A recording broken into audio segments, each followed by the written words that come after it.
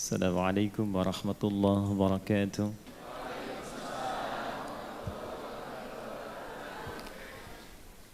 Alhamdulillahilladzi allafa baina qulubina fa asbahna bi ni'matihi ikhwana. Segala puji bagi Allah Subhanahu wa taala yang melembutkan hati kita insan-insan beriman sehingga dengan kelembutan itu kita menjadi bersaudara. Wassalatu wassalamu ala Rasulillah alladzi bittiba'i sunnatihi syarifati asbahna lil muttaqina imama. Salawat dan salam semoga senantiasa tercurah pada Rasulullah sallallahu alaihi wasallam yang dengan syafaat beliau, dengan petunjuk beliau dan mengikuti sunnah beliau yang mulia, insyaallah kita menjadi di antara orang-orang bertakwa yang unggul di hadapan Allah Subhanahu wa taala. Fassalawatullahi alaihi wa salamuhu tam wa ala alihi wa sahbihi wa dhurriyyatihi wa ummatihi ila yaumil mi'ad alladhi huwa amama wa ba'd. Faya ibadallah usi nafsi wa iyyakum bitaqwallahi faqad fazal muttaqun.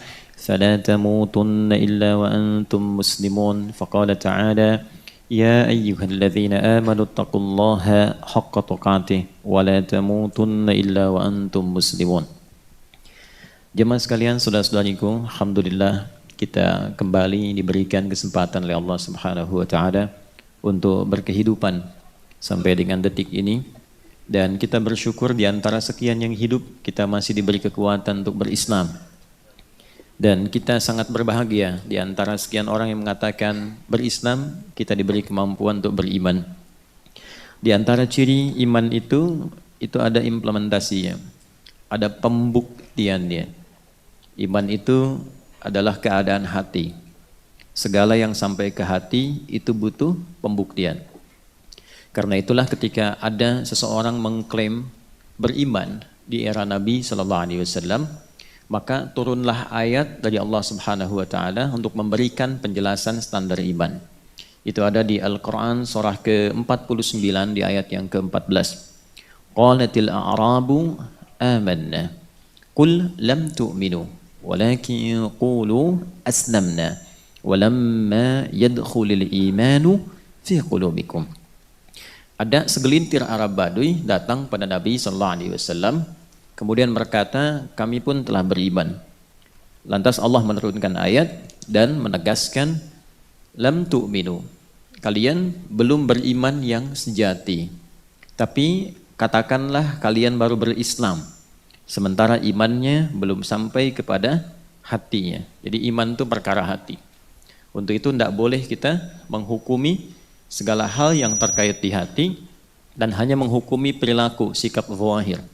Ya, karena itulah kemudian yang di hati itu butuh pembuktian. Untuk membuktikan itu, maka dimintalah oleh Allah membuktikan iman lewat perilaku. Perilaku disebut dengan amal. Amal yang disupport oleh iman itu punya sifat namanya saleh. Maka muncullah dari situ amal saleh. Jadi tidak semua amal, perilaku yang melekat pada tubuh kita itu bisa saleh. Misal begini, amalnya mata itu apa? Melihat. Apakah setiap yang melihat itu pandangannya saleh? Belum tentu.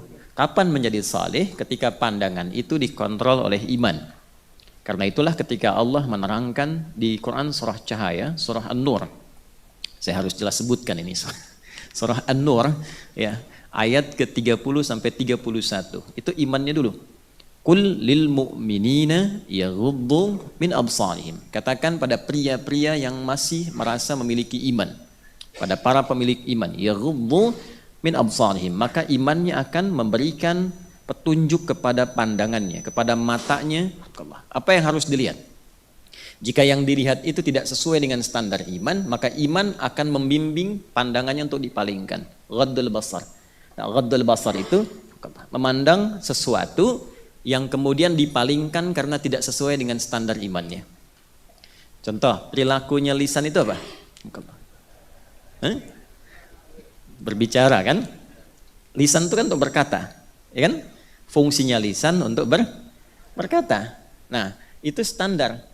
Kalau sudah disupport oleh iman, amal lisan bertutur, berkata.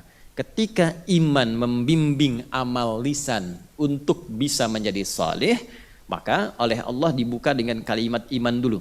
Ya ayyuhalladzina amanu. Imannya dulu. La yashar qaumin qaum.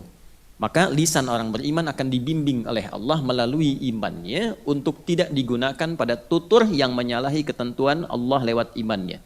Misal mencela, la yaghtab ba'dukum ba'dha, kan?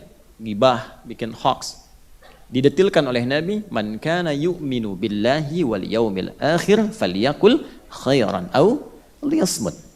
Siapa yang masih merasa punya iman dan dia meyakini akan kembali kepada Allah dihisab di hari kiamat, maka iman itu akan ia gunakan membimbing lisannya berkata yang baik saja. Tak mampu dia lakukan, maka iman itu akan mengontrol lisannya untuk diam sampai ke ujung kaki. Nah ini ketika amal dibimbing oleh iman, amalnya menjadi amal soleh, perbuatannya ibadah. Jadi ibadah itu tidak sekedar yang ritual. Ritual tuh kayak sholat, kan ibadah. Ya, puasa itu ibadah. Karena itu sholat pun dibuka pakai iman.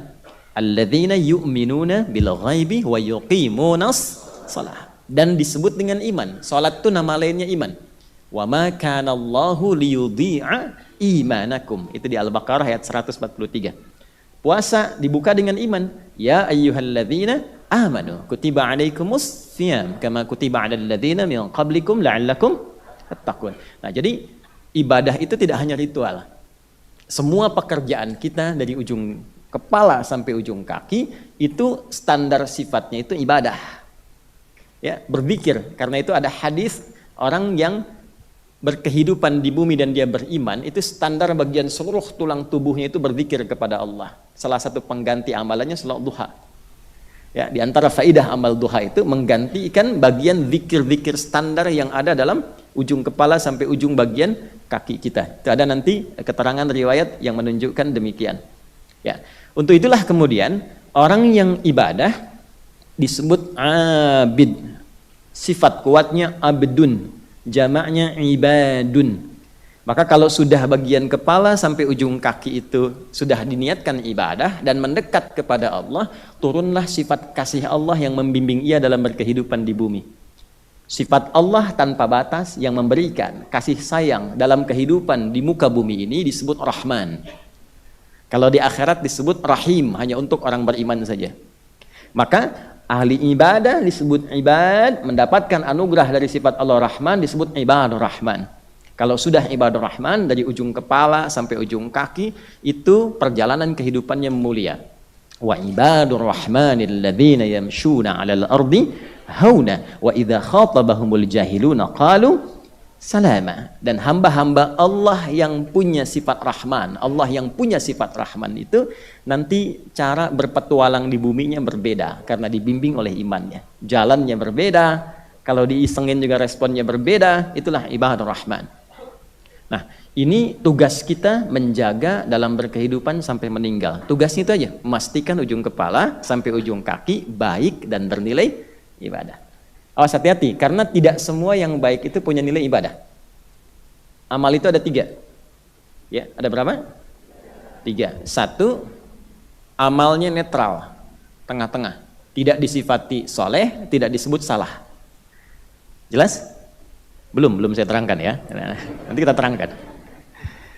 2, tarik ke kanan jadi soleh, amal soleh. 3, amal salah. Jadi amal saleh, amal salah. Contoh. Ini lisan berkata, ya, lisan berkata. Cuma berkata begini aja, ya. Anda Tony misal. Berkata ya. Amal bukan?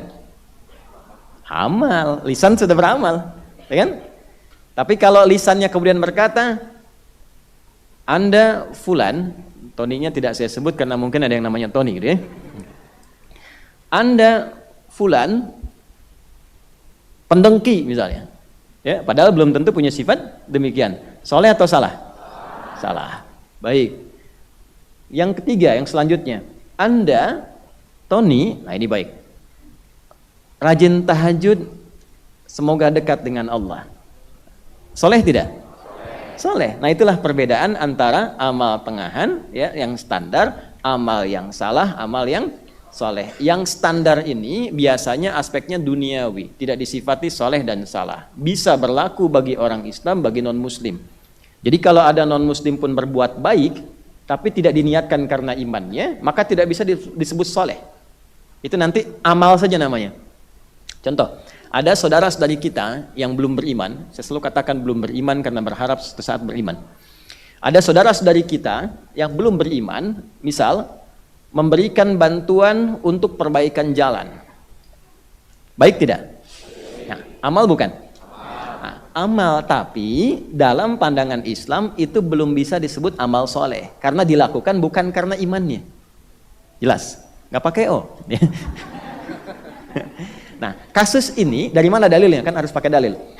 Kalau kita bicara ibadah itu ada dalil. Kasus ini pernah diantaranya terjadi di era Nabi ketika Sayyidah Aisyah radhiyallahu taala anha berkonsultasi pada Rasulullah sallallahu alaihi wasallam tentang seseorang yang belum beriman, ya kan? Tapi dia punya sifat baik berbagi. Nah, menariknya Nabi kemudian menunggu jawaban dari Allah dan turunlah ayat di Quran surah ke-25 Al-Furqan di ayat ke-23. Wa qadimna ila ma 'amilu min 'amalin. Tuh, tidak ada sifat amalnya. Wa qadimna ila ma 'amilu min 'amalin, ya, faj'alnahu haba'an manthura. Wa qadimna ila ma 'amilu min 'amalin. Jika ada orang belum beriman, dia berbuat baik dalam kehidupan dunia, maka aku segera akan balasannya dengan sifat baiknya di hukum dunia. Jadi kalau dia berbuat baik, maka hukum dunia Allah balas dengan hukum dunia. Dia diapresiasi, dia disanjung, ya, dia mendapatkan perhatian dan sebagainya. Itu hukum dunia. Tapi Allah mesti adil. Tidak boleh perbuatan dengan hukum dunia kemudian dibawa hukumnya ke akhirat. Kan tidak sama. Bapak Ibu sekarang ada di mana? Tanah Kusir. Betul kan? Terus ke Tanah Suci misalnya, ke Mekah. Mau membawa kebiasaan dan hukum Tanah Kusir, boleh nggak? Boleh-boleh saja, cuman nanti di sana akan diluruskan. Ya, karena nggak berlaku. Mata uangnya sudah beda, ya kan? Bahasanya sudah tidak sama, ya kan? Nah, itu sebabnya yang membuat kita berpikir bahwa di dalam kondisi dunia saja sudah berbeda hukum, beda tempat, beda hukum, maka jangan sampai kita berpikir ketika pulang ke akhirat hukumnya sama dengan dunia, beda. Maka kata Allah, dengan keadilanku orang baik tapi belum beriman, dia baik di dunia, dibalaslah dengan hukum dunia. Tapi ketika ke akhirat, Allah mesti adil. Maka amalnya ini tidak berlaku untuk hukum akhirat seperti debu yang berterbangan. Karena hukum akhirat berlakunya menggunakan ketentuan-ketentuan akhirat. Itulah amal. Kalau didorong pakai iman menjadi apa? Saleh. Bangun jalan, dia niatkan supaya Allah ridha. Walaupun teman-teman mungkin dinasnya di PUPR dan sebagainya, tapi ketika ditugaskan melaksanakan proyek itu bukan hanya tuntutan kerja. Saya niatkan supaya Allah ridho dengan pekerjaan ini, digunakan orang yang lewat untuk berbuat yang baik. Itu dicatatkan sebagai pahala, itulah yang dituliskan menjadi bekal pulang ke akhirat.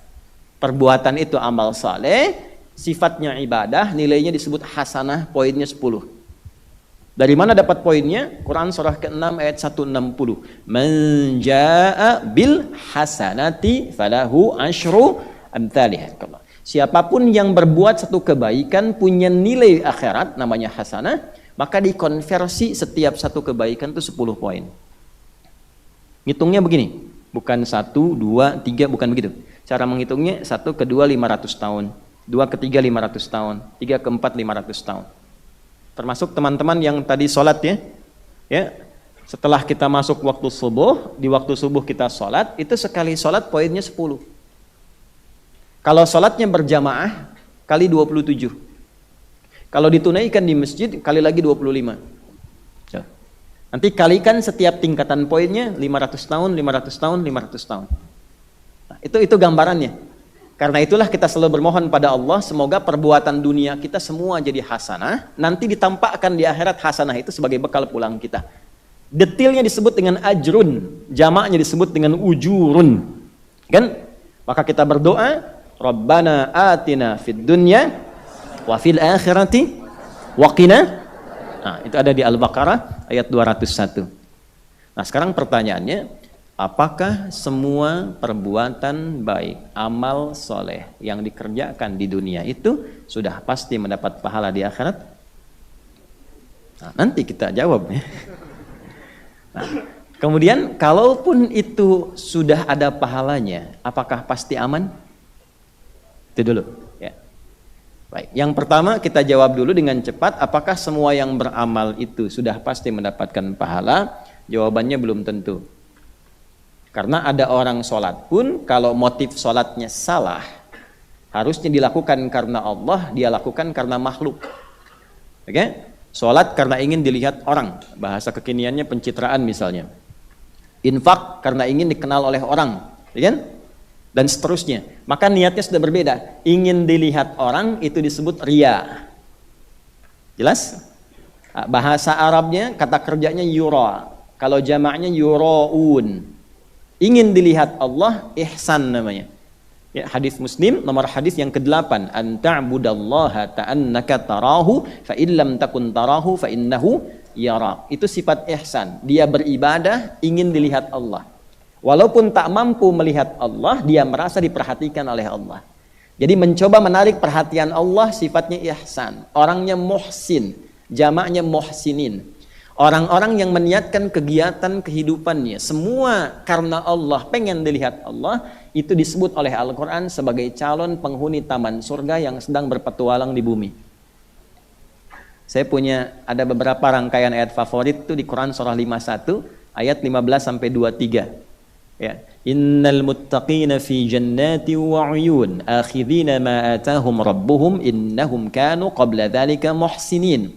Ya. Sungguh ada sebagian golongan orang takwa itu sedang berpetualang di bumi, nanti saat pulangnya akan masuk ke taman surga, lewat taman surga dengan segala keindahannya. Orang-orang ini punya sifat ihsan saat di dunia. Nanti ada amalannya, kanu qalilan minal laili ma yahja'un. Malamnya itu sedikit tidurnya. Ya. Jadi kalau Allah sudah bilang jangan ditambah, jangan dikurang. Kalau kata Allah sedikit tidur, ibu jangan tambah, sedikit-sedikit tidur. Oke. Wabil asharihum yastaghfirun. Tuh kalau pengen jadi insyaallah calon penghuni taman surga yang berpetualang di bumi, nah itu amalan satunya rajin tahajud. Kedua, wabil asharihum yastaghfirun, rajin istighfar menjelang subuh. Latihan. Ya. Wa fi amwalihim haqqul lisaili wal mahrum, senang sedekah, berbagi. Ya. Wa fil ardi ayatul lil muqinin wa fi anfusikum afala tubsirun. Jadi dan dia memahami dirinya itu ada tanda-tanda penciptaan dari Allah. Maksudnya dipakai bagian kelengkapan dirinya hanya untuk ibadah karena Allah. Dia tahu telinga ini ciptaan Allah. Maka dia gunakan telinga untuk mendengar yang disenangi oleh Allah. Dia tahu tangan ini ciptaan Allah. Maka dia ingin gunakan tangan pada segala hal yang Allah kehendaki. Jadi kalau sudah seperti itu, pulangnya ke taman surga. Ya. Tidak cukup dengan amin, amalkan dulu dia. Nah ini namanya ihsan, sifatnya orangnya muhsin. Sebaliknya, riya, perbuatan yura, jamaknya yuraun. Ada orang sholat bukan dengan sifat ihsan, tapi sifat riya. Maka menjadi masalah. Ya, alladzina hum yuraun wa yamna'unal surah Al-Maun. Fawailul lil musallin. Celaka orang sholat itu. Tapi jangan disimpulkan sampai di sini, salah. Jangan dipotong ayatnya. Ya, jangan dipotong. Nih, problemnya sekarang banyak yang potong ayat. Ya, sekarang ini selain potong video ini potong ayat tuh. Jadi repot nih. Fawailul lil musallin alladzina hum an salatihim sahun. Ada orang lalai, bukannya dapat pahala tapi dapat ancaman celaka. Siapa orang ini? Yang motivasi dan niat salatnya bukan karena Allah, tapi dia mencari dunia dengan itu. Ini problem. Baik. Kemudian infak juga begitu, Pak, teman-teman, Ibu. Ada yang infak itu resiko besarnya selain gugur amalannya, itu disifati oleh Allah, bahasanya begini kalau bahasa kitanya, kayak orang yang belum beriman aja. Atau lebih agak tegasnya lagi kayak orang kafir aja gitu.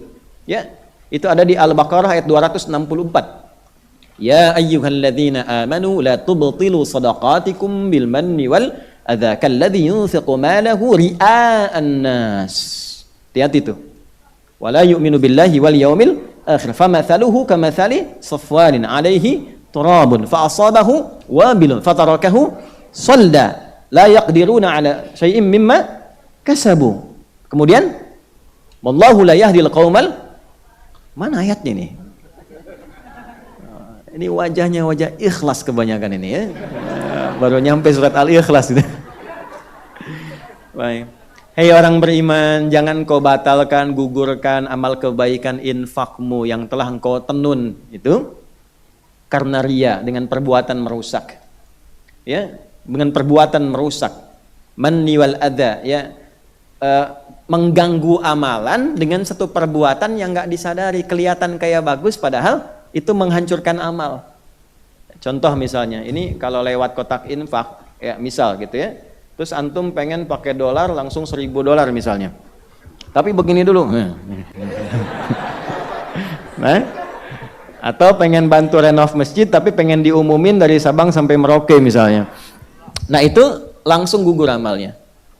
Ya, seperti halnya ada orang yang nyimpan tanahnya seperti pasir yang licin, di batu yang licin, lalu tertimpa air seketika dan hilang semua.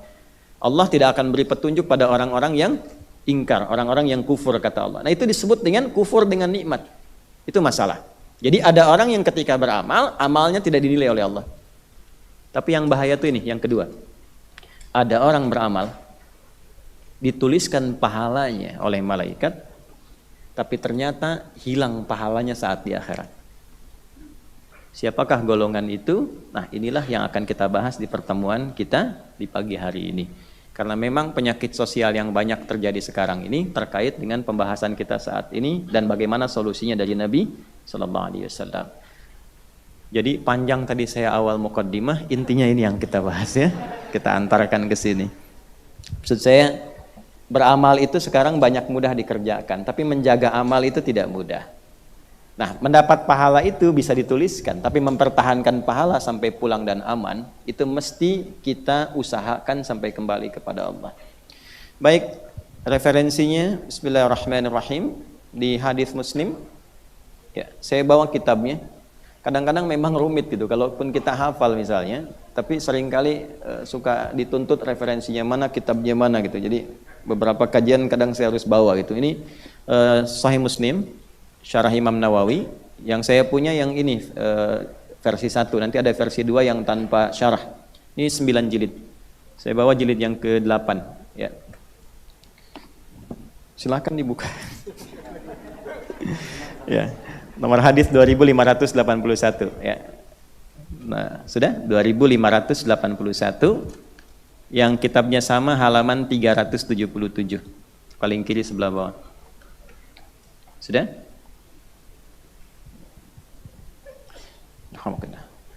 Topiknya tentang Kitabul Birri Wassilah wal Adab.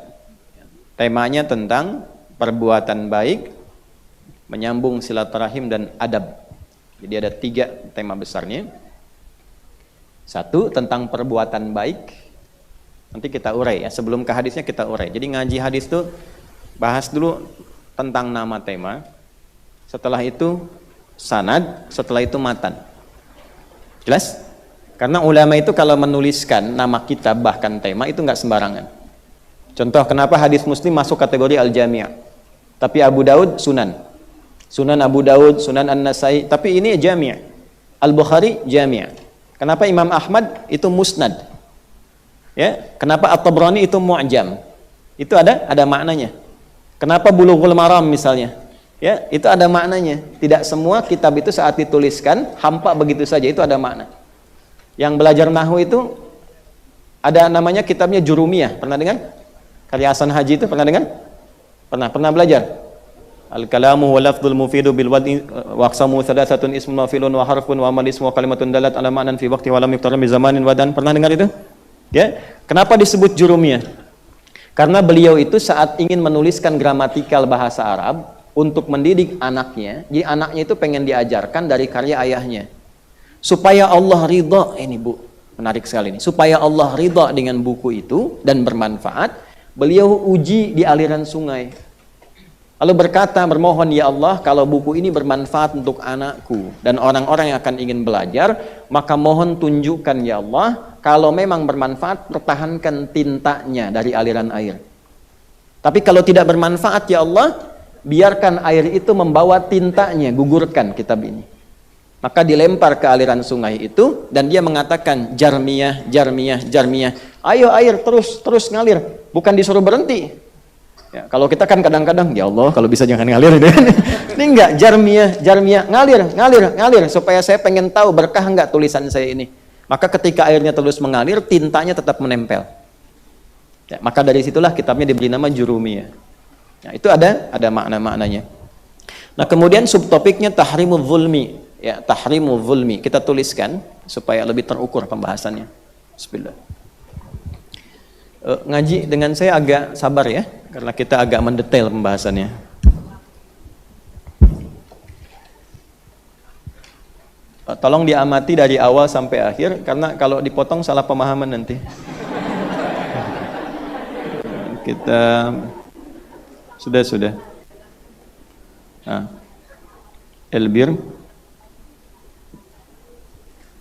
kemudian wassilah, dah, wal adab.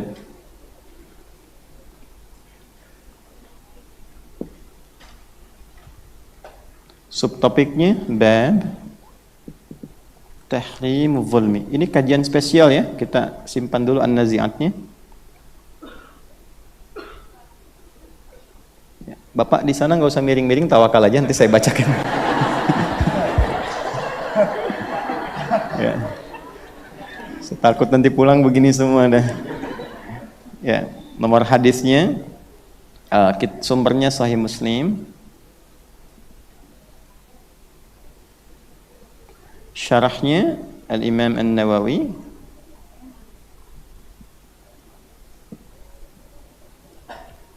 Kemudian jilidnya yang ke-8.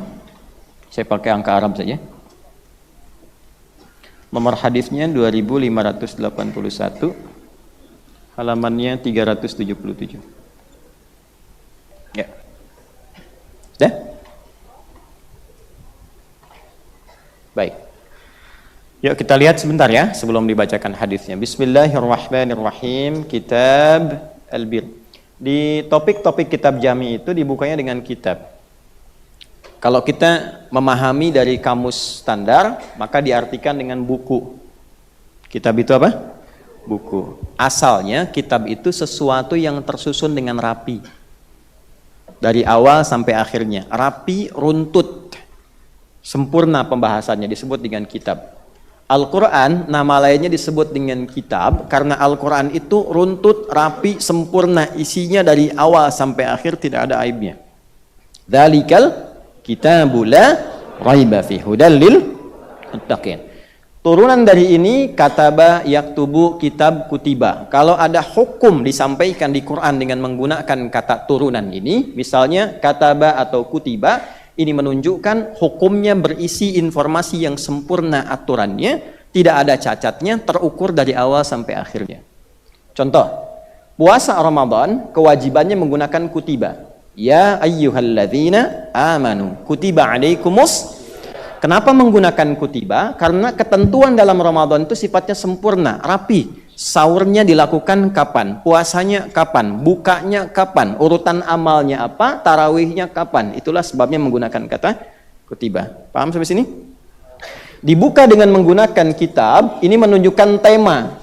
Tema yang akan diurai dalam pembahasan di buku saya ini berisi tema-tema yang tersusun rapi, terstruktur. Urutan hadisnya sesuai dengan topik-topik yang dibutuhkan. Anda tinggal rinci butuh apa, keluarkan sesuai dengan kepentingannya. Itu maksudnya. Karena itu di Sahih Al-Bukhari itu temanya menggunakan kitab. Contoh, itu 97 tema. Tema pertamanya kitab Bad'ul Wahyi. Keduanya kitabul iman. Tiganya kitabul ilmi. Topik ini membahas tentang iman. Isinya nanti ada subtopik, hadisnya jumlahnya 57. Anda perlu apa di situ? Misal, standar iman Anda itu sedang naik turun. Kalau sedang naik semangat, kalau turun terus bermasalah, malas-malas ibadahnya. Maka keluarkan di topik itu, cari topiknya untuk menguatkan iman, keluarkan ayatnya, keluarkan hadisnya. Tunggangi itu sampai kita berubah kembali menjadi naik. Itu maksudnya. Tema yang dibahas di sini, ini tema yang ke-45 di kitabnya. Tentang al-bir. Al-birru atau birrun itu sering diartikan dengan standarnya sesuatu yang baik atau kebaikan. Kita gali lebih dalam dulu ya, supaya lebih luas pengetahuannya. Baik, dalam Al-Quran, itu setidaknya ada 6 jenisnya. Ada berapa? 6. Satu saya urai. Yang pertama ada thayyib. Apa? Kedua ada khair. Ketiga ada ma'ruf.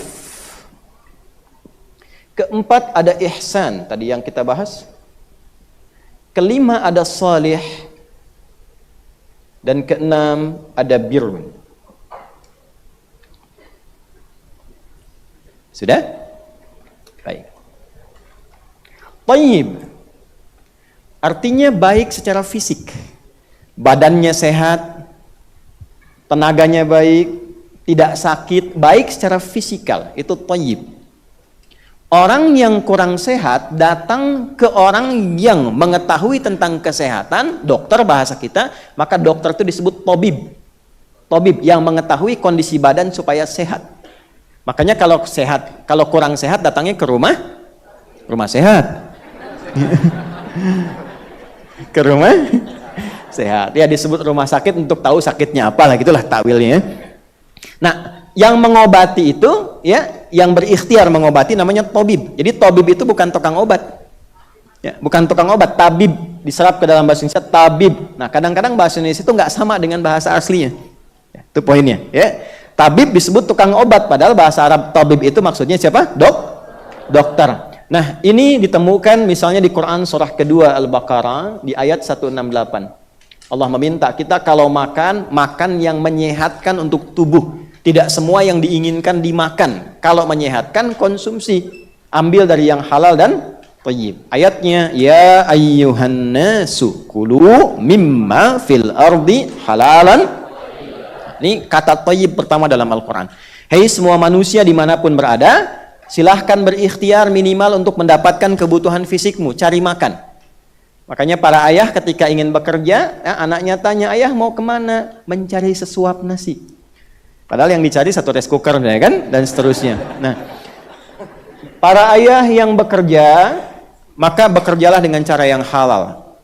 Jangan dengan gunakan ketentuan yang menyimpang. Halalan. Nanti dari yang halal, misal dapat 10.000 itu belikan yang thayyib, yang sehat untuk fisik, yang baik untuk digunakan.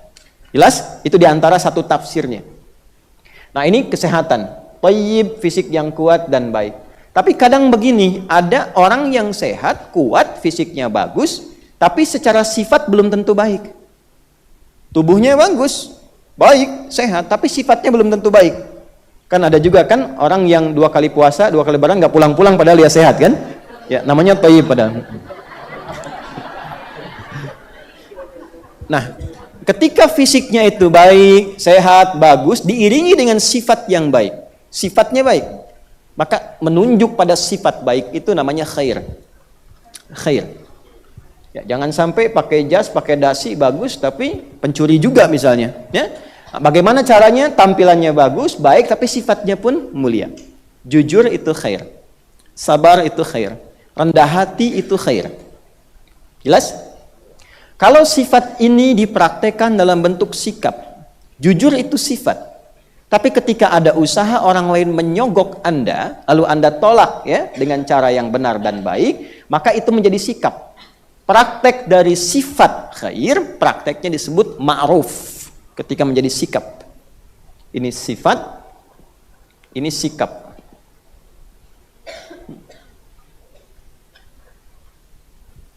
Jelas? Apakah semua yang sikap baik itu diniatkan karena Allah? Belum tentu.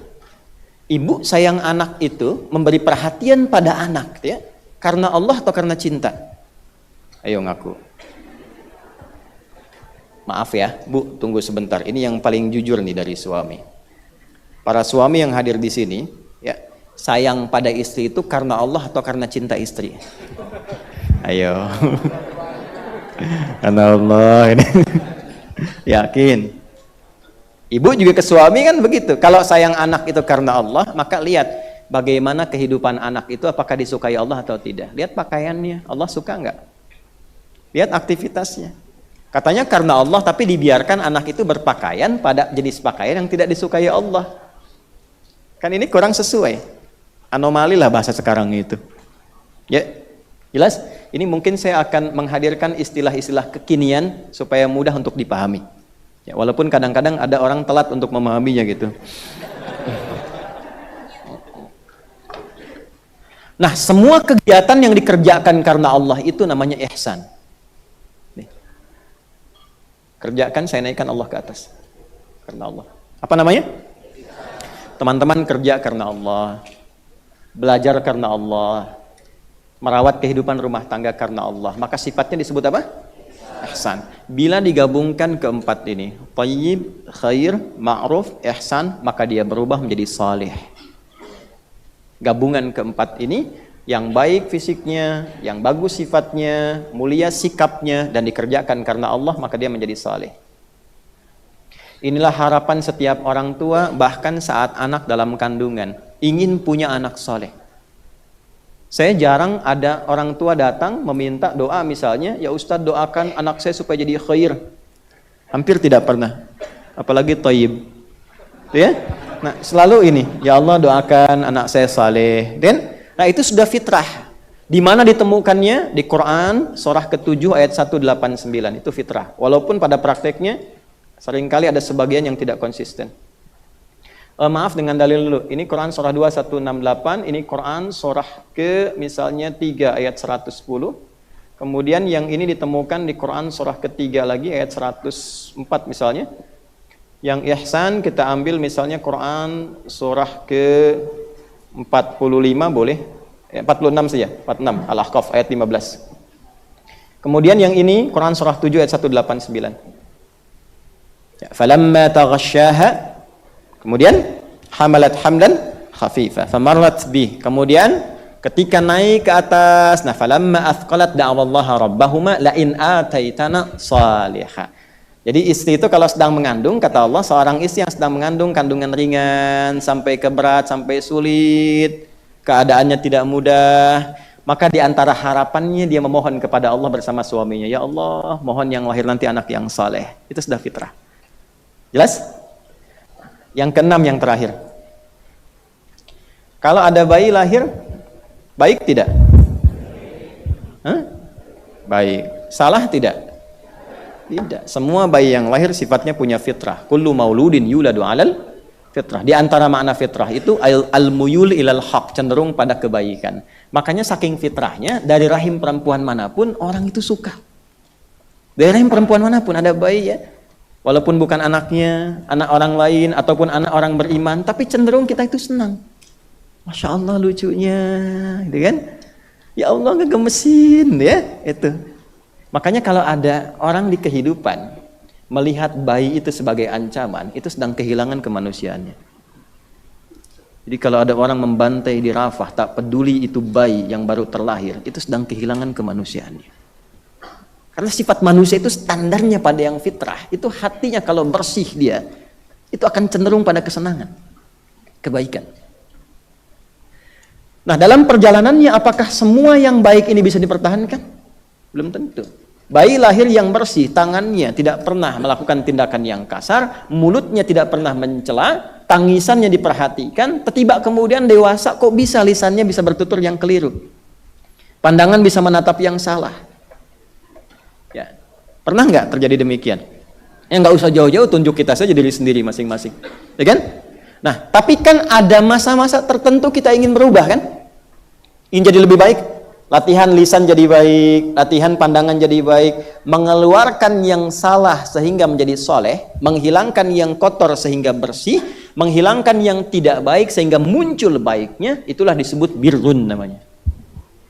Birrun itu kebaikan yang muncul setelah buruknya hilang.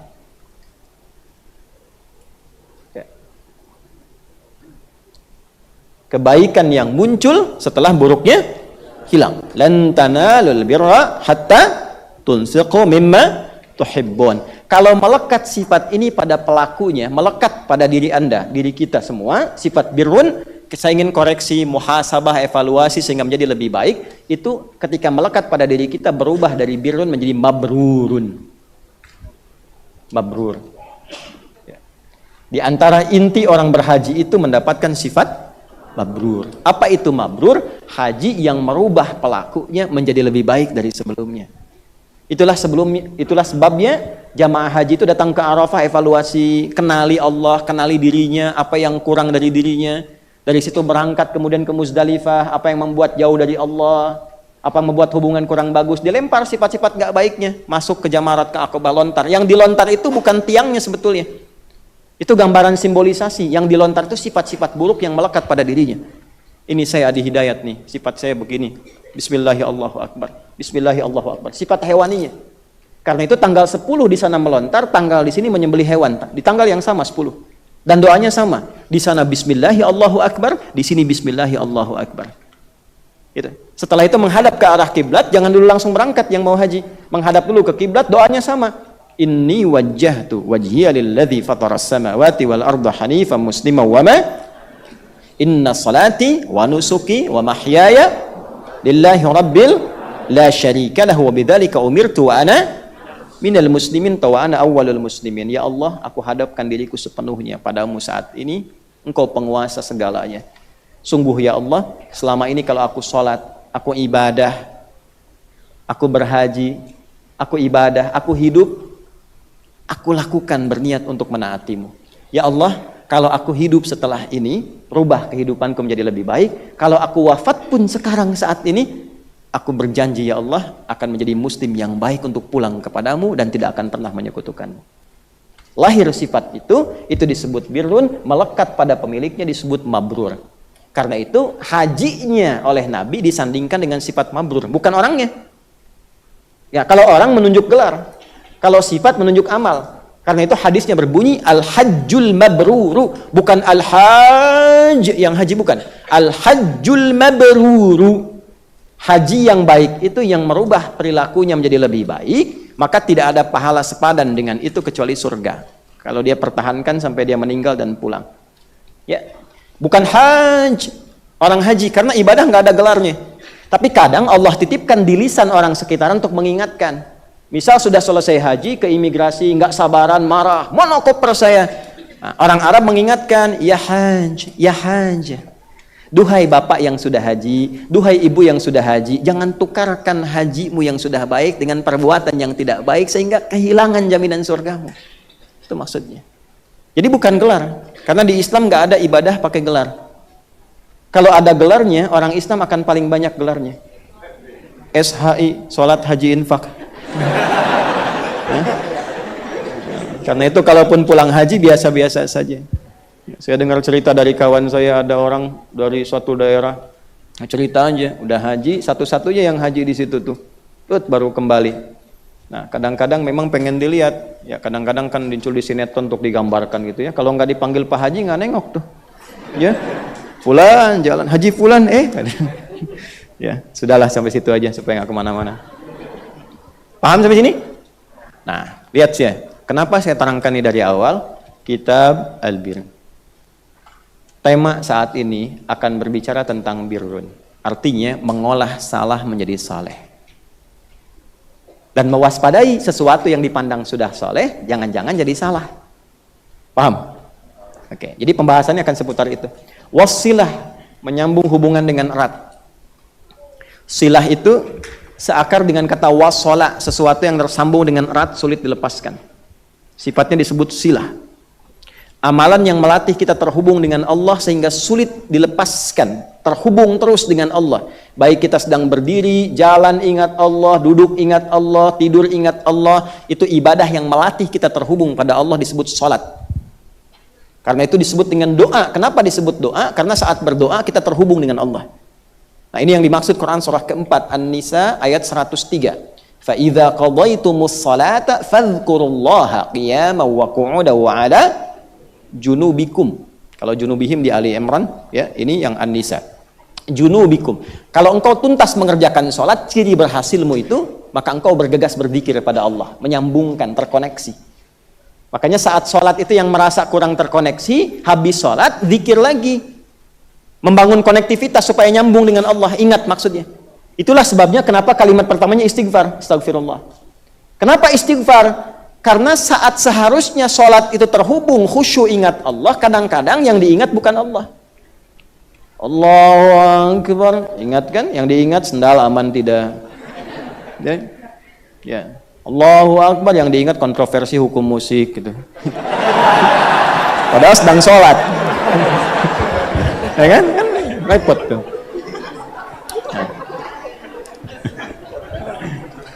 Nah, itulah sebabnya pasca salat kemudian zikirnya istighfar, astagfirullah, astagfirullah, supaya nyambung. Ya, kalau sudah nyambung, kalau jalan ingat Allah nggak mungkin maksiat. Antum keluar masjid pulang nih, ya, pulang dari sini keluar, kan ke masjid ini nggak pakai sandal kan, masuknya, ya, disimpan di luar kan. Nah, kalau keluar masjid ingat Allah, nggak akan tertukar sandalnya. Karena ingat, tahu Allah menilai, melihat. Ini sederhana aja gitu kan? Ya, apalagi saat di kantor nggak akan tertukar proyek, nggak akan tertukar 0. 1000 itu nolnya 3, nggak akan berubah jadi 4. Alas tuh. Itu poin. Makanya tangan orang sholat itu nggak akan pernah maksiat. Antum malu ya, kita malu kalau harus maksiat dengan tangan yang dipakai sholat. Jari ini kan sering tahiyat nih, terus dipakai maksiat. Bikin status, bikin tulisan, digunakan untuk maksiat. Apa nggak malu sehari-hari pakai sholat? Dipaksa nyogok, apa nggak malu? Biasa dipakai tahiyat, digunakan sholat, dipakai maksiat. Coba dipikir-pikir dulu. Ya. Kan teman-teman yang mimpin perusahaan, apa kalau ada yang nyogok-nyogok itu katakan, ya Pak, ini Pak ada proyek fee-nya 10 miliar Pak, Bapak berkenan tidak? Maaf ya, tangan saya, jari saya ini jari tahiyat, tidak akan pernah dipakai sholat, tidak akan pernah dipakai maksiat. Jari saya ini jari tahiyat, tidak akan pernah dipakai maksiat. Merasa nggak punya Allah tuh. Kan dia malu sendiri. Balik lagi, Pak, naik Pak, 20 miliar. Ya kan? Apa kamu nggak dengar? Jari saya jari tahiyat, tidak akan pernah dipakai maksiat. Ini jari sholat. Tunggu sebentar, saya istikharah dulu. Masa. Nah, ini silah. Ada hubungan dengan Allah, ada hubungan dengan makhluk. Hubungan dengan makhluk itu contohnya di Quran surah keempat ayat 1. Ini sering digabungkan dengan Ali Imran 102 dalam pembukaan ta'lim. Ya. An-Nisa ayat 1. Ya ayyuhan nasuttaqu rabbakumul ladzi khalaqakum min nafsin wahidah wa khalaqa minha zawjaha wa batha minhuma rijalan katsiran wa nisaa. A-nya bunyi di akhir. Wa nisaa bunyi. Wattaqullaha alladzi tasaaluna bihi wal arham. Nih, arham itu kesini silah. Ya, jamak dari rahim. Makanya kita selalu membacanya silatur rahim. Silah. Berarti ada hubungan dengan manusia. Tema ini, topik ini akan membahas tentang sifat-sifat baik yang terhilangkan dari buruknya, atau sebaliknya, kebaikan yang dikalahkan oleh keburukan. Kemudian juga terkait pembahasan hubungan bila terkait dengan Allah atau dengan manusia, wal adab, etika dalam berperilaku. Adab dalam ibadah bagaimana? Ya, adab dalam menunaikan ibadah seperti apa? Adab dalam berinteraksi bagaimana? Nanti baru diisi dengan ilmunya. Jadi adab tidak akan terpisah dari ilmu. Adab itu bagian dari ilmu. Tapi bab yang pertama sebelum dimulai tentang bab ilmu-ilmu yang lain. Adab dulu baru kemudian ilmu yang lain. Makanya ada ungkapan al-adabu qoblal ilmi. Adab sebelum apa? Adab itu bagian dari ilmu. Bagian pertama dari bab ilmu itu adab. Jadi kalau ada orang merasa berilmu tapi tidak beradab, itu sama dengan dia tidak berilmu juga. Karena pondasi ilmu pertama itu adab. Itu pondasi pertamanya. Dan para ulama itu langka sekali belajar ilmu sebelum belajar adab. Itu pasti adab dulu. Ada ulama yang 20 tahun belajar adab dulu. 20 tahun, Anda bayangkan. Sehingga ketika khatam itu, terjadilah akselerasi mendapatkan pengetahuan. Dia tahu cara minta kepada Allah bagaimana adabnya. Adab berdoa, adab datang ke majlis ilmu, adab menghormati syekh Allah, adab menghormati kawan-kawan, adab mempraktekkan ilmunya. Ketika itu dapat, maka yang lainnya itu akan turun cepat sekali, kadang-kadang dari sisi yang tidak kita duga. Paham sampai sini? Oke. Yuk. Subtopiknya tahrimu zulmi. Haramnya zulmun. Apa itu zulmun? Zulmun itu menempatkan sesuatu bukan pada tempatnya. Wad'u syai'in laisa fi mahalli. Ini gelas menampung air untuk minum. Gayung menampung air untuk mandi. Ada orang minum pakai gayung, mandi pakai gelas. Nah, itu zulmun. Orang yang disebut zalim. Yang diharuskan birrun, salah hilang, soleh muncul. Ini terjadi sebaliknya. Yang solehnya hilang, yang salahnya muncul. Maka datanglah hadis ini untuk membentengi. Kalau sudah berbuat soleh, jangan diperbanyak salahnya, supaya solehnya tidak hilang. Kalau kemudian orang merasa soleh tapi berbuat salah, itulah perbuatan zalim. Zulmun, orangnya disebut zalim. Apa kasus yang terjadi dan bagaimana statusnya di akhirat? Itulah hadis yang akan kita baca. Nah, ini baru nyambung ke hadis. Bismillahirrahmanirrahim. Kalau baca hadis, tolong rasakan ini Nabi sedang menasihati kita. Karena hadis itu kan kalamnya siapa? Ya, Nabi Muhammad Rasulullah Sallallahu Alaihi Wasallam. Jadi Imam Malik itu kalau ngaji itu merasakan seperti halnya beliau itu sedang diawasi dengan hadis-hadisnya Nabi. Karena itu tampilnya pun berbeda. Ya. Untuk menghormati hadis sebagaimana beliau berhormat ta'zim kepada Nabi Sallallahu Alaihi Wasallam. Kalau kita sedang baca Quran, rasakan Allah mengawasi kita. Ayatnya untuk kita. Itu rasanya akan lain. Bismillahirrahmanirrahim. Qala haddatsana. Usahakan kalau belajar hadis pakai qala. Karena bukan kita yang mendapatkan info ini. Kita membacakan, kemudian dari bacaan itu dapat ke kita. Qala al-musannif rahimahullahu ta'ala haddatsana Qutaibah ibn Sa'id wa Ali ibn Hujr. Qala haddatsana Ismail wa huwa ibn Ja'far. Anil Ala an abihi an Abi Hurairah radhiyallahu taala anhu. Ini hadis kan disampaikan oleh Imam Muslim. Imam Muslim enggak ketemu Nabi. Dari mana dapat hadis dari Nabi? Kan enggak pernah ketemu Nabi. Maka inilah keunggulan dalam Islam. Ada rantai informasi yang tersambung ke Nabi dan itu diteliti setiap zamannya sampai ketemu orangnya sehingga terhubung ke Nabi. Maka Imam Muslim menerima hadis ini dari Qutaibah bin Sa'id dan Ali bin Hujur. Keduanya menerima hadis ini dari Ismail, yaitu Ibnu Ja'far. Ibnu Ja'far menerima dari Ala menerima dari bapaknya menerima dari sahabat Abu Hurairah radhiyallahu taala anhu. Abu Hurairah menerima dari Nabi sallallahu alaihi wasallam. Itulah keunggulan dalam Islam yang tidak ditemukan ya di keyakinan lain pada umumnya. Silahkan cek. Di Islam itu semua sanadnya ada sanad, terkonfirmasi informasinya, terkonfirmasi panduan ibadahnya sampai ke sumber primer awalnya. Dan tidak ada perubahan. Al-Quran sejak diterima Nabi sampai sekarang tidak ada perubahan. Ya, kalau tidak ada perubahan, itu menandakan ini bukan karya manusia. Tidak ada ejaan yang disempurnakan. Alif Lam Mim Nabi terima tetap sampai sekarang Alif Lam Mim. Tidak ada ejaan yang disempurnakan. Qaf tetap Qaf. Ya, tidak berubah jadi Fa misalnya. Shad tetap Shad. Sampai sekarang. Menariknya, dulu tidak ada harokat. Hurufnya sama, Alif, Lam, dan Mim. Tapi yang satu dibaca Alif, Lam, Mim, yang satu Alam. Alam nashrah laka, alam tara kaifa ala rabbuka bi bil fil. Alam, alif, lam dan mim itu kan nggak ada harokat dulu. Kok bisa satu alif, lam, mim, satu alam? Kalau karya manusia nggak mungkin terpikir ke situ dan tidak ada perubahan. Nah, ketika kita belajar yang sama, ya disambung. Kamu dari siapa? Itu bisa diurut dalam Islam. Saya terima Quran dari sipulan sampai ke Nabi. Nabi mendapatkan dari malaikat Jibril dari Allah Subhanahu Wa Taala. Itulah sanad. Jadi terjamin otentisitasnya. Hadis juga demikian, ada sanadnya. Nah, salah satunya ini. Terputus sanad, maka bermasalah hadisnya. Jelas? Ya, ingat-ingat, terputus sanadnya, ada satu aja yang nggak diketahui, maka berpengaruh kepada kualifikasi hadisnya. Validitas hadisnya jadi berkurang. Baik. Anna Rasulullah sallallahu alaihi wasallam qala, dalam satu kesempatan Rasulullah sallallahu alaihi wasallam pernah bersabda. Kesempatan yang dimaksud begini. Kayak ngaji begini. Ada beliau, Nabi SAW, ada sahabat-sahabatnya. Sifatnya dua. Ada ngaji serius, ada ngaji santai. Saya ulang ya, ada ngaji serius, ada ngaji santai. Jadi ketemu Nabi itu ya selalu ngaji. Ya, maksud saya begini, Nabi itu orang baik bukan? Baik. Soleh tidak? Pintar tidak? Usahakan kalau bergaul, cari orang pintar dan soleh. Bukan hanya pintar, tapi soleh. Dalam gaul santai pun dia pasti akan memberikan manfaat. Makanya pengakuan sahabat di hadis iman, Islam dan ihsan, kata Umar bin Khattab, itu hadis nomor 8 di Sahih Muslim, nomor 2 yang di Al-Arba'in.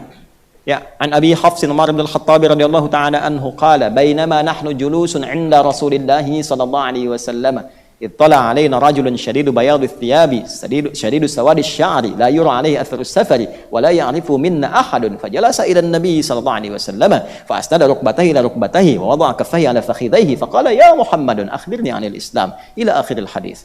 Paham? Tidak. Kata Umar bin Khattab radhiyallahu taala anhu, kami itu saat duduk-duduk santai dengan Nabi. Jadi duduk santai pun yang dicari Nabi. Duduk santai pun, karena tahu kalau duduk santai dengan Nabi, senyumnya itu tahu cara senyum yang baik gimana. Bercanda itu tahu cara bercanda yang baik bagaimana. Ada 165 hadis tentang canda Nabi. Bagaimana canda yang tidak mematikan hati. Bagaimana canda yang tidak dibuat-buat hanya sekedar orang ingin ketawa gitu. Itu ada dalilnya. Bab canda aja ada dalilnya.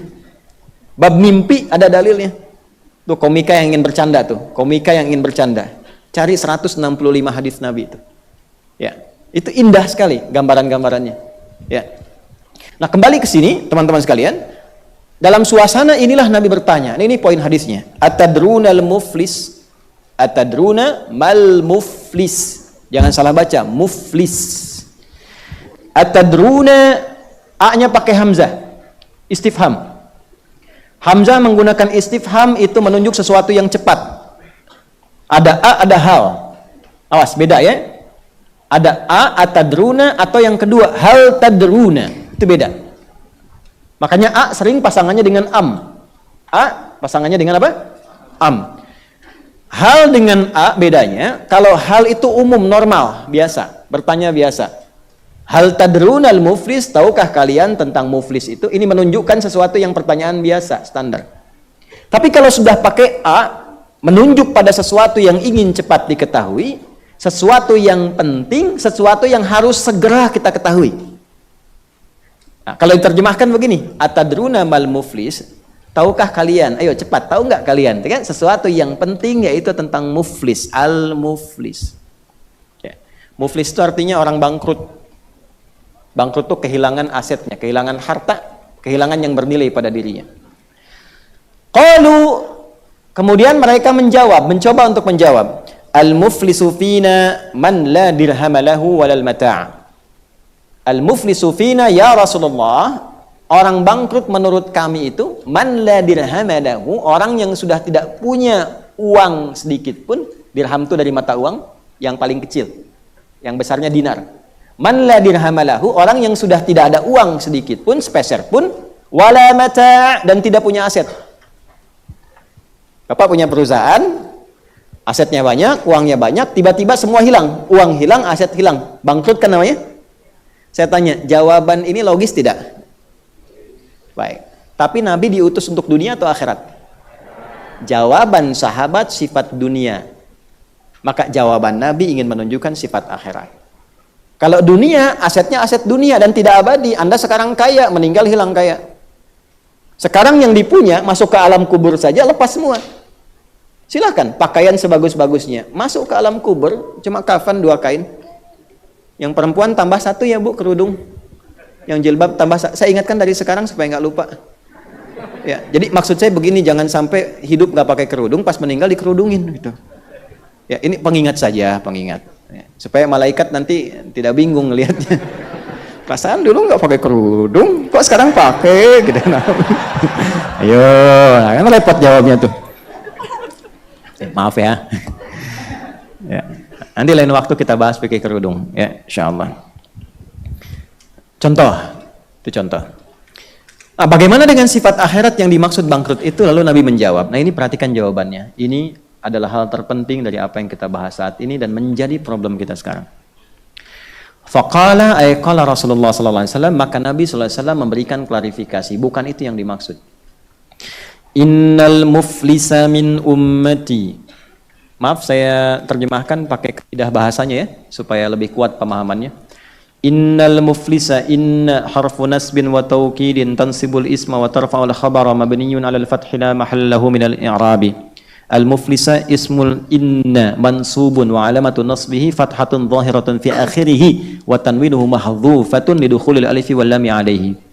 Inna harfun nasab. Nasab itu kalau di gramatikal standar menjadikan kalimat setelahnya harokat fathah. Misal, inna ada insan, innal insana, enggak u enggak i. Inna ada muslim, innal muslima. Jelas ya? Jadi bukan innal muslimi, bukan innal muslimu, tapi innal muslima. Innal muflisa. Nah, itu baru standar. Kalau pakai ilmu balaghah artinya begini. Inna huruf yang meyakinkan untuk menancapkan informasi dalam hati dengan kuat dan jangan sampai ragu. Karena itu namanya taukid. Maka menerjemahkannya begini. Innal muflisa min ummati. Tancapkan informasi ini dalam hatimu yang paling dalam, jangan pernah ragu. Aku tegaskan, sungguh yang dimaksud al-muflis, yang bangkrut, min ummati, dan mengaku termasuk kalangan umatku. Jadi Nabi sedang concern ke internal. Kepada orang yang mengaku umat Nabi Muhammad, artinya muslim. Ya, bukan umat Nabi yang lain. Nabi tidak mengatakan umatnya Isa, umatnya Musa. Nabi concern ke internal. Ada masalah di umat Islam, internal umat Islam bermasalah. Gitu.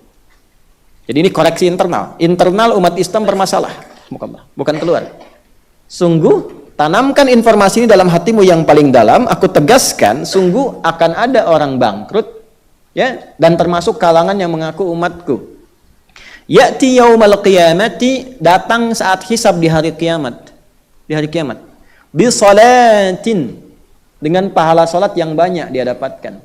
Masya Allah. Di dunianya rajin salat. Karena pakai nakirah, tidak pakai alif lam. Kalau tidak pakai alif lam, itu tandanya general, umum. Artinya bukan sholat fardu saja.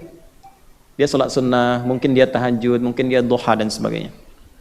Wasiyamin, dan dia puasa. Ingat, tidak pakai alif lam. Kalau asyam itu Ramadan saja. Tapi kalau sudah tidak menggunakan alif lam, siyam itu umum, sunnah juga, syawal juga dia kerjakan. Ya. Wa zakatin, dan dia pun berzakat. Hati-hati, zakat. Artinya apa? Ada amalan hartanya juga. Ya, ada orang Islam yang punya harta yang dilebihkan oleh Allah untuk ibadah. Itu bahasa saya. Saya tidak menyebut kaya. Ya, karena kaya dan cukup itu relatif. Semuanya bekal ibadah. Ada yang kaya dengan ilmu, kaya dengan tenaga. Ada yang kaya dengan tenaga itu dia rajin tahajud, rajin puasa. Karena harta dunianya cukup. Lalu dia gunakan tenaganya untuk ibadah. Ada orang yang belum bisa itu, Allah lebihkan harta dunianya supaya bisa menyaingi amal yang orang beribadah dengan harta ini. Kamu fulan tahajud belum mampu, subuh kadang masih terlambat, dilebihkan oleh Allah harta untuk mengimbangi amalan orang-orang dengan tenaga. Itu cara memahaminya. Jadi kalau punya harta terlihat lebih, mohon maaf, itu Nabi menganggapnya biasa, jangan terlalu bangga. Apalagi angkuh. Biasa saja. Yang Nabi khawatirkan itu orang yang dilebihkan hartanya tapi tidak mampu memanage dengan baik. Ya, yang crazy rich dari dulu sudah ada, sudah banyak. Abdurrahman bin Auf itu valuasi asetnya itu sampai 14.000 triliun. Saya riset terakhir sampai 72.000 triliun valuasi akhirnya. Jadi betul-betul crazy rich zaman itu. He was crazy rich at the moment, ya kan? Nah, sekarang ya sifatnya demikian tantangannya. Ya, jadi harus pandai menata kata juga dengan baik. Nah ini dia diberikan harta, dia zakat. Cuma lihat, kita sempurnakan. Wa ya'ti qad syatama hadza. Cuma sayangnya dia juga seringkali mencaci. Wa qadzafa hadza, sering menuduh. Caci ini, tuduh ini. Wa akala mala hadza. Terkadang didapati juga mendapatkan harta dengan cara yang tidak benar. Ya. Rajin umrah tapi hartanya hasil korupsi. Ya. Bikin travel tapi menipu. Maaf ya. Maaf. Contoh aja ini, ya kan? Rajin beramal tapi hasil nyogok misalnya. Ya. Kemudian wasafaka dama hadza, ada yang menumpahkan darah, ini puncaknya, menumpahkan darah. Ya, tapi kelihatan sholat, kelihatan puasa, tapi sedikit-sedikit kafir, tembak, bom, bunuh dan sebagainya. Ya, ini terjadi. Ini Nabi katakan 15 abad yang lalu. Ya. Hati-hati, makanya saya sering katakan kalau ada pengajian mengajak Anda pada kondisi ekstrim, itu kufur tuh, bom itu, tembak itu, ini, itu hati-hati, itu ancaman dari Nabi bahwa sesuatu ini akan terjadi, cepat hindari, jauhi. Dulu waktu, dan semoga saya bermohon pada Allah semoga tidak pernah terjadi lagi ya. Yang bom-bom meledak itu tidak pada tempatnya, ya. Hati-hati. Dulu waktu bom Jalan Tamrin, duar. Saya di Lampung tuh, seorang langsung tanya, Bu, Ustaz, apakah bom di Jalan Tamrin termasuk jihad fisabilillah? Saya bilang, Mas, jihad fisabilillah itu jihad di jalan Allah, bukan di Jalan Tamrin. Wasafaka dama hadza, dan dia senang menumpahkan darah, wa daraba hadza, dan senangnya berselisih, senangnya ribut, bikin gaduh. Ribut, selisih, gaduh, kelahi dan sebagainya. Ya. Ada enggak itu? Coba pikirkan lu, ada enggak? Padahal boleh jadi sholat orangnya. Boleh jadi ngaji. Ya, boleh jadi juga ngajinya Quran, belajarnya sunnah. Ya, makanya saya sering katakan pada teman-teman yang belajar dengan saya tidak akan pernah menganggap murid yang belajar, yang pelajaran itu hanya digunakan sebagai peluru untuk menjatuhkan, mencela orang. Saya tidak akan akui. Nih, makanya babnya adab. Kenapa? Karena rasa sayang saya kepada teman-teman. Rasa cinta pada apa yang Nabi pernah sampaikan. Kalau kita khatam ngaji hadisnya, kita mengerti, oh ada batasan-batasan di sini. Ketika Anda sholat, Anda ngaji, Anda ikut taklim, tapi saat yang bersamaan perilaku ini muncul, resikonya apa? Perhatikan baik-baik. Fayu'ta hadza min hasanati wa hadza min hasanati. Maka dihadirkanlah yang baik-baik tadi pahalanya. Ini pahala sholat, ini pahala puasa, ini pahala zakat. Setelah ditimbang dalam hisab, kemudian yang terjadi, perhatikan kalimatnya. Fa in faniyat hasanatuhu qabla an yuqda ma 'alaihi. Maka yang terjadi, yang baik-baik ini, yang sholat, yang puasa, yang zakat, ditutupkan kepada yang buruk-buruk tadi, ditransferkan kepada orang yang zalim. Contoh, si fulan sholat, saat yang bersamaan dia pun mencela. Itu pahala sholatnya langsung ditransferkan pada yang dicela. Otomatis. Nanti saat hisab diperlihatkan, nih kamu sholat ya, tapi kamu celak si fulan, pahala sholat kamu dipindahkan pada yang dicela itu. Kamu pernah zakat ya, tapi kamu tuduh si fulan, nih zakat kamu langsung diberikan kepada yang dituduh itu. Seketika, pindah. Fa in faniyat hasanatuhu, maka jika habis modal baiknya, tapi masih tersisa, menuduh misalnya, bikin fitnah misalnya, tersisa, maka keburukan orang yang dituduh itu diambil keburukannya, ditimpakanlah kepada orang yang tadi. Ini X, ini Y, kebaikan X sudah habis. Lalu masih ada dosa fitnah. Maka keburukan yang ada di B diambil, ditimpakanlah kepada X ke sini. Nah, itulah muflis. Faturiha finnar, maka dia masuk neraka karena jejak-jejak yang tampak pada dirinya saat dihisab. Ada jejak keburukan yang terambil. Nah, makanya Ibnu Daqiq Al-Id itu punya pesan, hati-hati kalau bicara tentang orang itu kecil kemungkinan aman. Yang aman itu cuma dua, qudat dan muhaddits. Ahli hadis yang harus memverifikasi hadis, makanya ada kitab jarah wa ta'dil. Yang kedua qudat, hakim, karena hakim itu mesti mengungkap. Tidak ada bab, maaf sekali lagi, tidak ada bab gibah dalam mahkamah. Kalau tidak nanti pengadilan gak akan berlangsung. Menurut saudara saksi, bagaimana terdakwa itu? Maaf Pak Hakim, gibah gak boleh. Gak bisa. Tapi di luar itu jatuhnya cuma dua. Kalau bukan gibah itu fitnah. Kalau benar menjadi ghibah, kalau salah menjadi fitnah. Itu poinnya. Nah, maka pembahasan kali ini, hadirnya di hadis Muslim, kualitas hadisnya sahih, ingin memberikan pesan kepada kita, dalam Islam itu, ketika seseorang masuk Islam, disebut Muslim, tunduk patuh pada Allah, maka ukuran pertama yang terjadi pada dirinya adalah merubah dirinya menjadi lebih baik. Bukan memperbaiki orang dulu, merubah diri menjadi baik. Contoh begini. Kita sholat, apa fungsi sholat? Inna sholata tanha anil fahsya wal.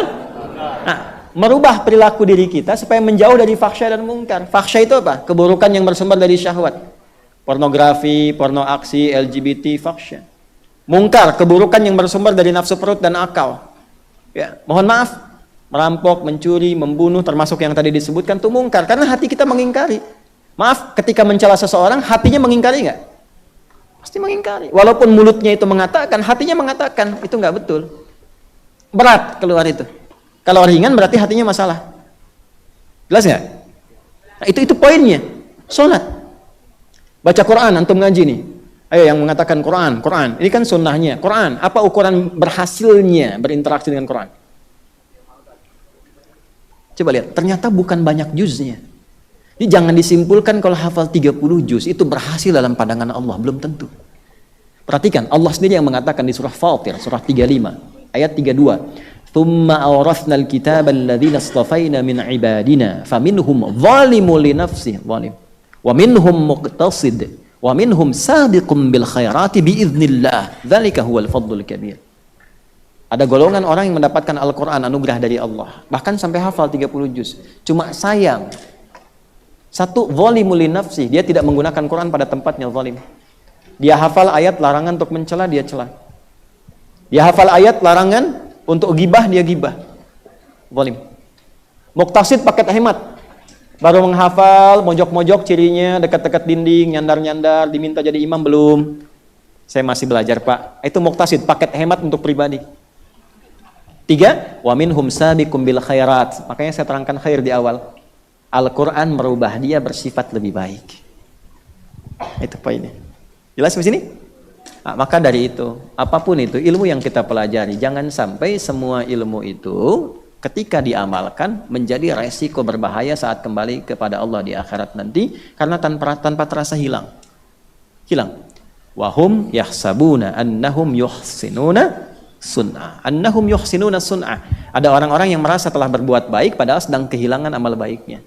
Itu yang berbahaya. Jelas sampai sini? Nah, kenapa saya sampaikan ini? Ya, karena saya pikir ini masalah internal umat Islam saat ini. Jadi bagaimana bisa bicara yang besar tentang Palestina, tentang Baitul Maqdis, pengen sholat di sana, kalau sesama Muslim saja internalnya sudah tidak baik. Itu poin besarnya. Dan klasiknya begini, kita itu sering jatuh ya pada sesuatu yang furu'iyah, sesuatu yang bukan esensial. Bukan pokok dalam agama. Pokok agama itu akidah, itu pokok. Ibadah-ibadah yang pokok, sholat itu pokok. Furu' itu cabangnya. Cabang itu biasanya dalam Islam itu ditempatkan pada sifat-sifat kemudahan, ada perbedaan di dalamnya. Ya, contoh begini. Contoh. Sholat subuh berapa rakaat? Itu aslun, pokok yang pokok. Jangan dirubah. Kalau dirubah itu bermaksiat, dosa. Tetap 2. Tapi saya kan dulu banyak maksiat, Ustaz, nggak apa-apa, saya 3 juga. 2. Jelas? 2. Itu poin ya. Tapi dalam pelaksanaannya di subuh itu ada yang kunut misalnya, ada yang tidak kunut. Itu furu'iyah. Karena ada sebab, ada kejadian ini, ada contoh begini.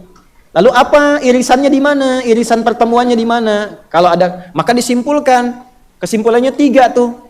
Ada yang mengatakan, oh Nabi ini kan asalnya gak kunut nih. Ini kan karena kejadian saja. Kalau saya harapkan biasa-biasa, nggak perlu ada kunut. Abu Hanifah memilih itu. Ya sudah nggak perlu kunut. Gampangnya begini. Kalau dalil nanti panjang lagi. Lalu dilihat Imam Asy-Syafi'i. Ya, oh tapi kan perbuatan Nabi itu dikerjakan. Kalau dilakukan ada pahala. Dan buktinya Nabi mengajarkan doanya pada cucunya Al-Hasan. Ibnu Umar meriwayatkan. Saya tetap baca. Maka Imam Syafi'i baca. Versinya yang jahar. Allahumma hdini fiman hadait wa afini fiman, ya, dan seterusnya. Imam Malik juga berpendapatnya serupa, karena kan gurunya Imam Syafi'i. Imam Malik pun kunut. Imam Malik itu lahirnya di Madinah, tumbuh di Madinah, berkembang di Madinah, ngajar di Madinah, dan imamnya Madinah sampai wafat.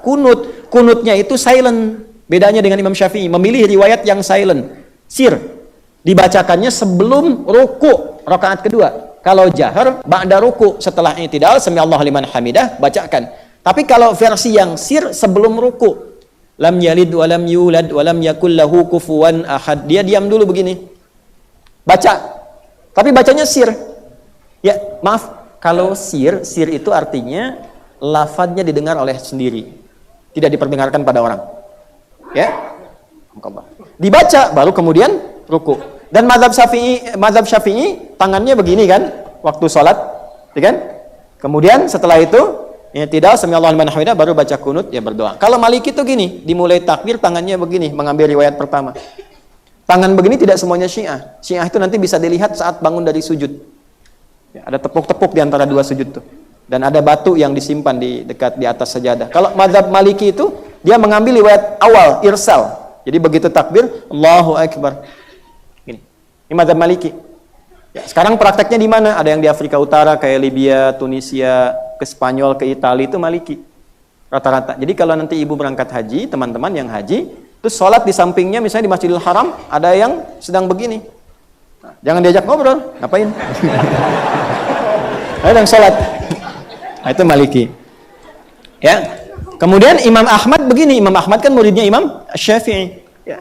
Imam Ahmad menyimpulkan, oh Nabi itu kunut saat ada kejadian tertentu yang butuh doa. Ya, lalu setelah itu sejenak ada riwayat mengatakan tidak, ada riwayat mengatakan kunut. Maka beliau memilih yang tengah-tengah. Ya sudahlah, kalau ada kejadian ini butuh kita berdoa, namanya nazilah. Maka ada muncul kunut nazilah. Nah, itu perbedaan. Kalau sudah tahu semacam ini, sudah paham, ditempatkanlah oleh para ulama namanya fiqhul ikhtilaf. Di bab perbedaan-perbedaan yang ditoleransi sepanjang ada dalil. Maka dalil itulah kemudian yang digunakan untuk menguatkan amal. Kalau tidak ada dalil, kita tidak lakukan. Jelas sampai sini? Maka sifatnya saling menghormati. Kalau ada yang kunut, misal Anda memilih tidak kunut, gak apa-apa, pilih. Ya, Ustadz juga demikian. Kalau Ustadznya tidak kunut, gak apa-apa, Ustadz tidak kunut. Tapi jelaskan kepada jamaah ilmunya yang utuh. Kita tidak kunut itu memilih karena seperti ini. Kalau nanti ada yang kunut, dia memilih dalil yang seperti ini. Gak apa-apa, karena itu pilihannya. Kalau kita memilih begini. Supaya terang, supaya tidak terjadi perbedaan pendapat yang memicu perpecahan. Nanti kalau tidak dipahamkan seperti ini, yang satu beranggapan yang benar cuman kunut, yang tidak kunut salah. Yang satu lagi mengatakan yang benar tidak kunut, yang kunut bid'ah. Ya, ini problem. Padahal dua-duanya ada apa? Ada dalil. Ketika tidak dijelaskan, ini problem. Pilihan dengan dalil itu dua hal berbeda. Gak apa-apa, itu dibetulkan. Ya. Jelas? Nah, ini kan penjelasan yang menarik gitu. Jadi menarik berbagai respon. Balik ke sini, jelas sampai sini? Baik. Nah, ini poin. Saya waktu di Mekah 2010 kami bertugas menjadi penerima jemaah haji pertama. Itu saat saya bertugas Isya, imamnya Syekh Sudais. Istau, istaqimu, takbir. Kemudian beliau memulai. Tiba-tiba Bismillahirrahmanirrahim.